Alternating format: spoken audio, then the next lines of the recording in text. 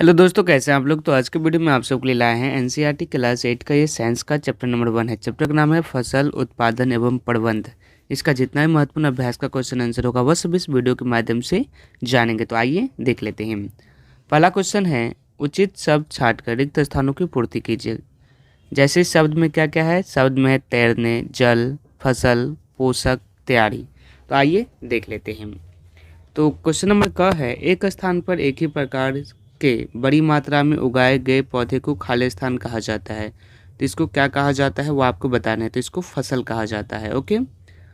ख है, फसल उगाने से पहले प्रथम चरण मिट्टी की खाली स्थान होती है। तो मिट्टी क्या होती है, तो तैयारी होती है, तो इस पे फसल लगाया जाता है। ग है, क्षतिग्रस्त बीज जल की सतह पर खाली स्थान लगेंगे, क्या करने लगेंगे, तो तैरने लगेंगे।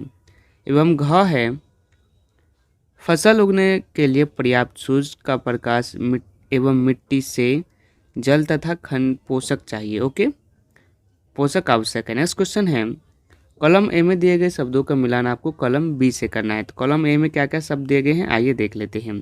कॉलम ए में है खरीफ फसल, डब्बी, रासायनिक उर्वरक, कार्बनिक खाद। कॉलम बी में है मवेशी का चारा, यूरिया एवं सुपर फास्फेट, पशु अवशिष्ट, गोबर मूत्र एवं पादप अवशेष। 4 में है गेहूँ, चना, मटर। 5 में है धान एवं मक्का। तो आइए इसको हम मिलान करते हैं। खरीफ फसल कौन कौन सा है, तो धान एवं मक्का को खरीफ फसल कहा जाता है। रबी फसल गेहूँ, चना, मटर है। रासायनिक उर्वरक कौन कौन सा है, तो आइए देख लेते हैं। रासायनिक उर्वरक यूरिया एवं सुपर फास्फेट। कार्बनिक खाद पशु अवशिष्ट, गोबर मूत्र एवं पादप अवशेष होते हैं। और मवेशियों का चारा कार्बनिक खाद होता है। ओके। नेक्स्ट क्वेश्चन नंबर 3 है, निम्नलिखित के दो दो उदाहरण देना है। पहला है खरीफ फसल, दूसरा है रबी फसल।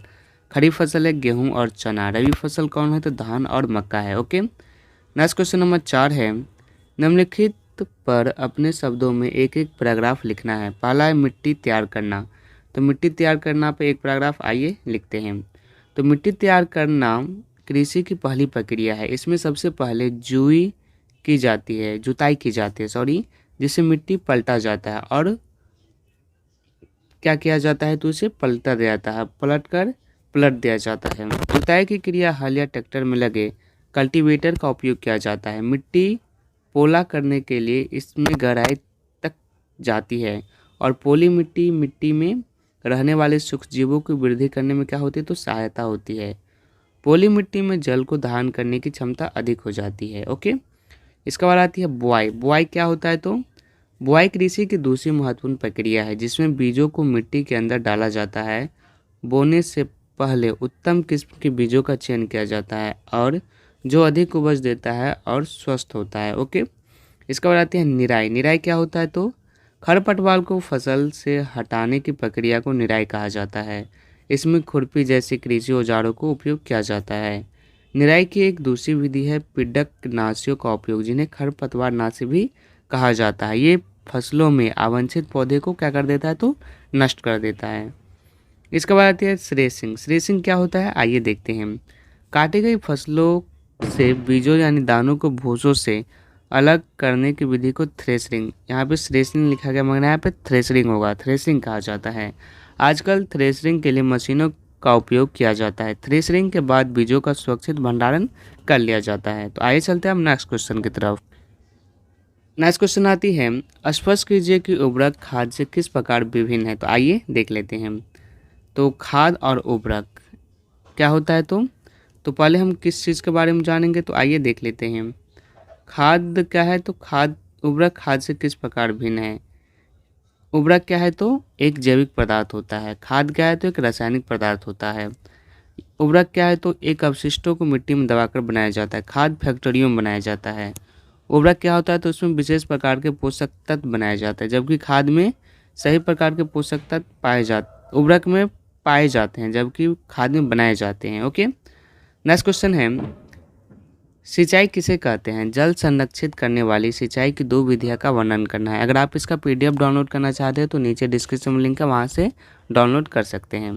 तो आइए इसका आंसर हम देख लेते हैं। विभिन्न अंतराल पर खेत में जल देना सिंचाई कहलाता है। जल संरक्षित करने वाली सिंचाई की दो विधियाँ, पहला है नहर और दूसरा क्या है, तो कुआं है।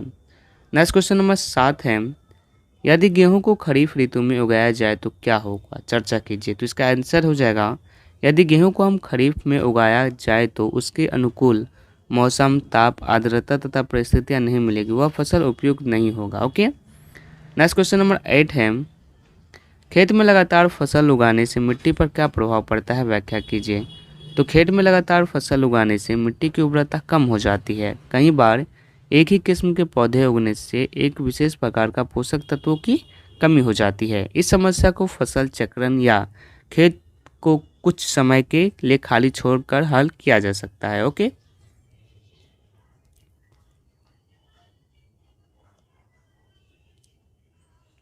नेक्स्ट क्वेश्चन नंबर 9 है, खरपतवार क्या है, हम उसका नियंत्रण कैसे कर सकते हैं। तो इसका आंसर क्या हो जाएगा, फसलों में पौधे के साथ कुछ अनचाहे पौधे भी उगाते हैं, इन पौधों को खरपतवार कहा जाता है। खरपतवार को हम निम्नलिखित विधियों के द्वारा नष्ट कर सकते हैं। पहला है निराई के द्वारा, दूसरा कीटनाशी के उपयोग के द्वारा। ओके, ये कुछ अतिरिक्त क्वेश्चन आंसर है, आइए इसको भी हम देख लेते हैं। पहला है फसल किसे कहते हैं। तो जब फसल किसे कहते हैं, एक ही किस्म के पौधे किसी स्थान पर बड़े पैमाने पर उगाए जाते हैं तो इसे क्या कहा जाता है, तो फसल कहा जाता है। उदाहरण के लिए गेहूं की फसल का अर्थ होता है खेत में उगाए गए सभी पौधे गेहूं के हैं। ओके, नेक्स्ट है, किसानों द्वारा उपयोग में लाई जाने वाली कृषि पद्धतियाँ कौन सी है।